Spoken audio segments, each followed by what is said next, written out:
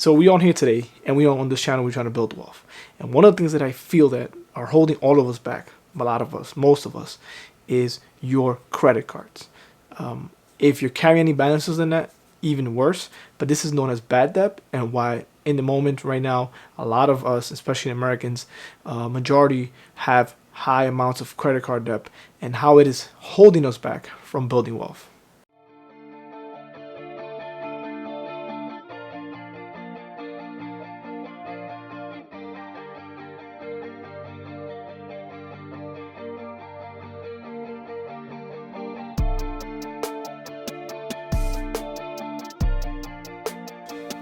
Now, here we are, and we're discussing today credit card debt, right? Otherwise known as bad debt. And one of the books that I've read back in the days, a couple of years back, Rich Dad Poor Dad, he talks about how there's a difference between good debt and bad debt. We all know that. You probably have heard that. You probably have gone across a lot of videos referring to this. And me being coming out of college, obviously broke, young 19-year-old, 18-year-old, going to college, broke. The first things you get access to is a lot of credit cards, right? And I was reading an article not too long ago referring to how, especially Americans, a lot of us, I would say, over 50% of Americans have over $10,000 in credit card debt. And this is just something that we feel that it's a no-brainer, it's a norm. And I feel that we need to start not normalizing that. We need to start looking at as as not natural, right? We don't want to carry over $10,000 in credit card debt on a monthly basis and think that we're going to be able to build wealth for the future. Sometimes, as we know, as we've talked about other videos in this channel, it doesn't really matter if you're making 6 figures, if you're making 7 figures, if you're not able to try to minimize your liabilities, right? And that goes for credit card debt, student loan debt, any type of debt that's high interest, right? We know the good debt, they normally say it's mortgages and things that have low interest rates. Some car loans, some people can get low rates, so it might make sense for the meantime. But for the most part, most of the car loans that I know when I was young, the rates they were giving me was absurd. I was young and I had no credit. It was upwards somewhere 18-19% on my car loan if I really wanted to go that way, which thank God I didn't go that route. I almost did, but I wasn't approved. But these are things that I think along the way we overlook. And I want to say overlook because looking back at my early 20s, there was a couple of mistakes that I felt that would have led me or what I would have done differently had I had the knowledge that I have now. And this is why I believe the power of YouTube, power of social media, where you're able to watch people like myself and people that have gone through stuff or situations, and they are sharing it and paying it forward basically in a way to help those that are watching, young individuals that are right now going through the same phases that I went through at a young age. Again, everybody has their own ways, but for the most part, if you're trying to build wealth and you want to start, as we all know, having that financial freedom earlier than sooner than later, and also having money work for you, debt is probably one of the things that every millionaire, every guru that you can talk about have the same point of view when it comes to bad debt. You want to eliminate it as soon as possible, or try to carry as less as you can with it.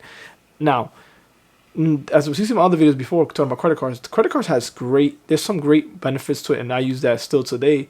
There's some perks to that. You can, if you know how to use it, discipline yourself, and you're able to pay back every single month your total balance. You can get a lot of perks, rewards, even free certain amenities, whether it's like a car rental, vacation, depending on how many points you acquire, flights. So I'm not saying all credit cards are bad. I think it's just the concept of having bad debt and how you use it. Like everything else in life, most things are not bad. It's how you use it, right? So when it comes to carrying a bad debt, I watched a video earlier today with Minority Mindset, and which has made me my inspiration for this video. It's talking about how you can save or how you can earn 60% a year on your investments every year.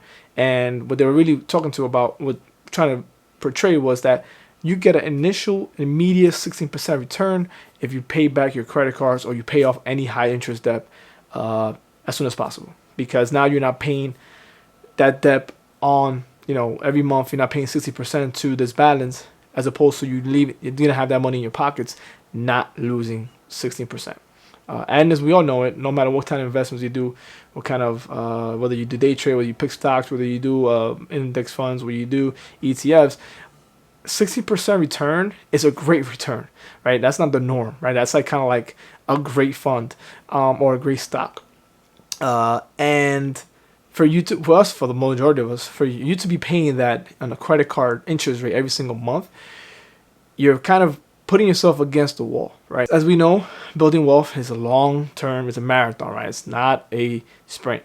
And the way I look at it when I was in my 20s, I think that if you're able to stack up, as I say, stack up your cards, I would say, on your favor, in your side, with time, it makes it easier for you to start, obviously, not only investing more, investing smarter, having better returns, but it's something that it's a discipline that stays with you consistently, and through time, you're going to see the difference on how much it affects you.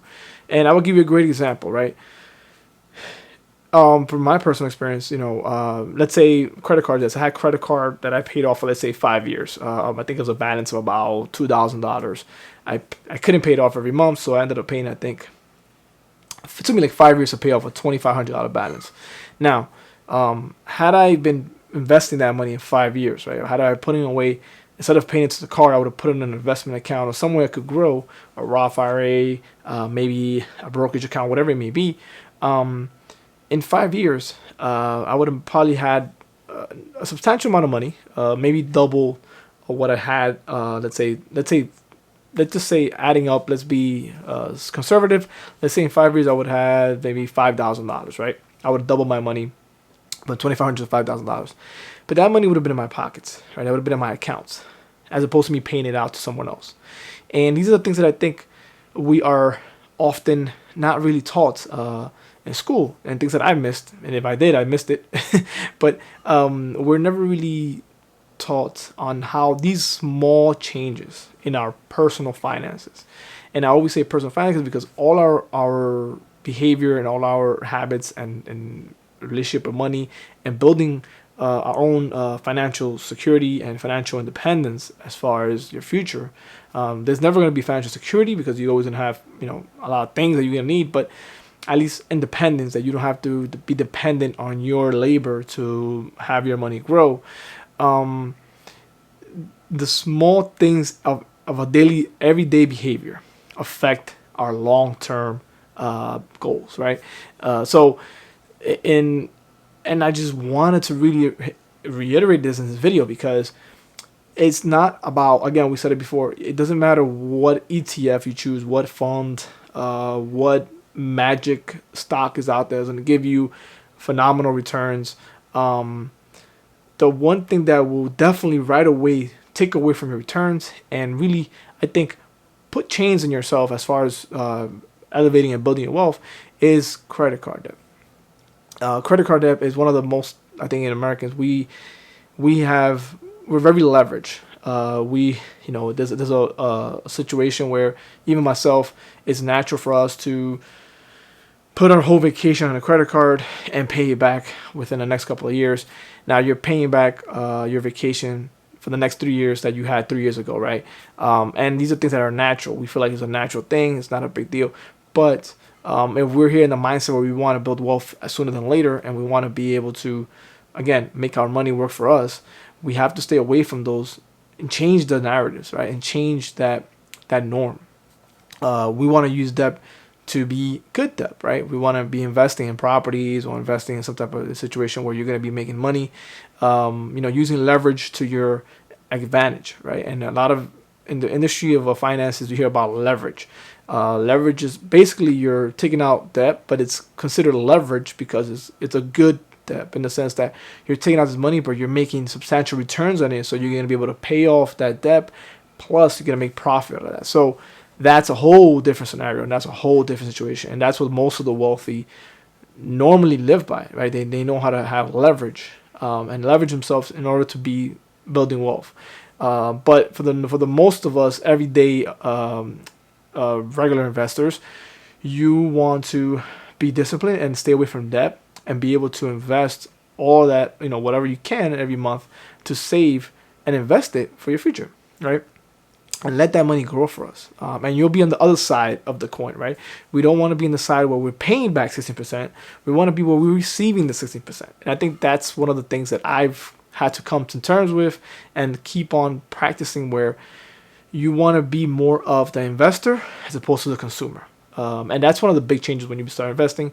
Just getting that mindset of becoming an investor as opposed to a consumer, because it's very easy for all of us to have the newest things, right? The flashy clothes, my tie-dye shirt, right?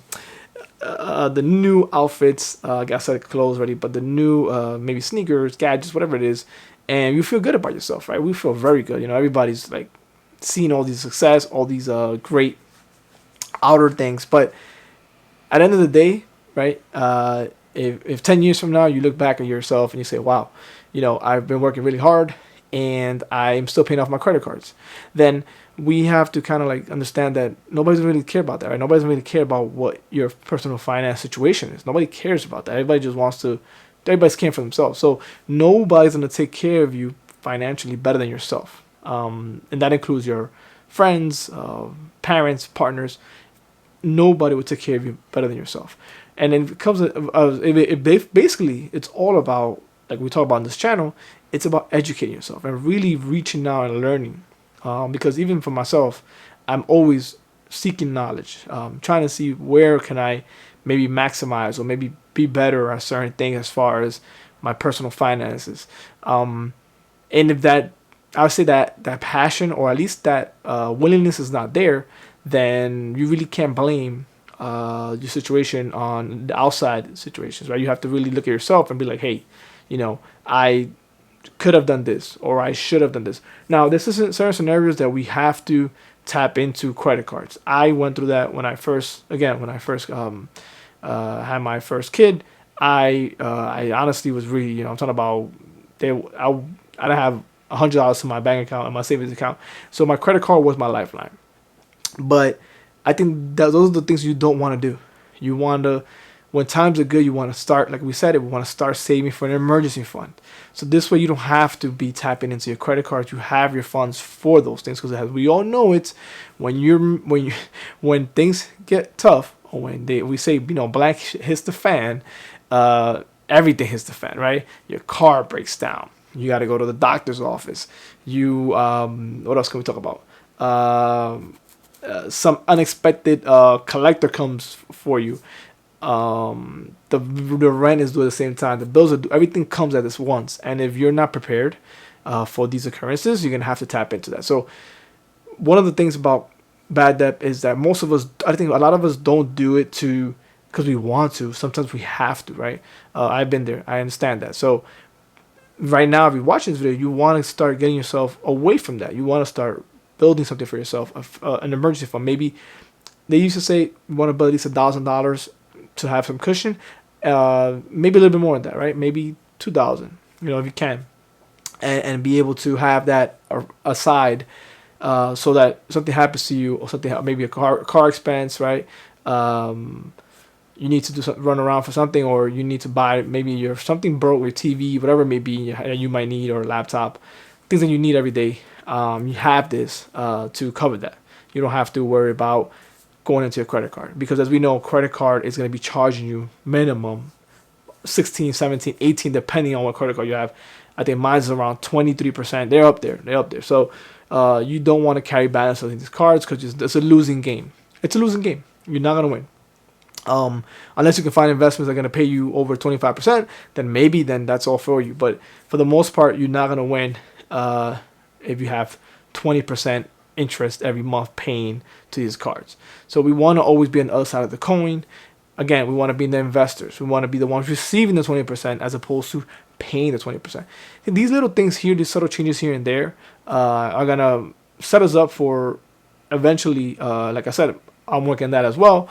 But when you start seeing yourself as an investor, you start setting up your finances a little bit different, and your whole personal finance, I think, situation changes, because now you're thinking of what, how best can I maximize my money? Where can I put it that I can actually go to work for me, right? Looking at your money as an employee. And I think when you start looking at your money that way, then it makes it just like a game. It's all a game, right? And you understand that credit cards might not be the way for you, because it's not only are you paying 16% for your own money, right, that you spent, there's no really benefits for you, right? There's no really, you won't see that money ever again. So tapping into your own money and starting to invest, and I can't reiterate anymore in this video, but especially in your 20s, credit cards, I think, takes away so much wealth building from us, because that money could be in an account, simple account, growing for us, from anywhere from 7 to 8, 10%, depending on what kind of market growth is out there. But if we have this money growing for us for diligently for 10, 15 years, you start seeing how money and compound interest works. And credit card is opposite of that. We're paying debt for compound interest, and because of that, the compound interest is going against us, right? So this is my message to all of us, that all of you that are watching and that are thinking that credit card debt, it's okay. We need to stop normalizing. We need to start talking about it. A lot of us are kind of, especially me growing up in a minority household, we never really talked about money. I can't remember when we talked about money, or even anybody talked about the finances. Like, hey, listen, I'm doing this, I'm investing here, I'm buying this. It was never really talked about. It was just something that you did, something that you had or you didn't. That's it. And in this channel, I wanted to be a little bit more open and just give us ourselves what we deal with, how we deal with it, what are the things that we could maybe do a little bit better, and hopefully get better with our money, right? Personal finances is all about having a relationship with your money, how well you have it with it. I've noticed that the better my relationship with money has gotten, the better my personal finances has gotten. It's taking some time, my mid-30s, but I'm working on it. I'm still great. I mean, I'm still going, my achievements or my goals are just to keep consistent, being consistent. It's not about a number. It's not like I have to be, a 7-figure investor, but it's just about being consistent and having that approach to being more of an investor as opposed to a consumer. We're going to have live things. We're going to have things happen to us. We got to go buy stuff. You want to still have things we want to buy.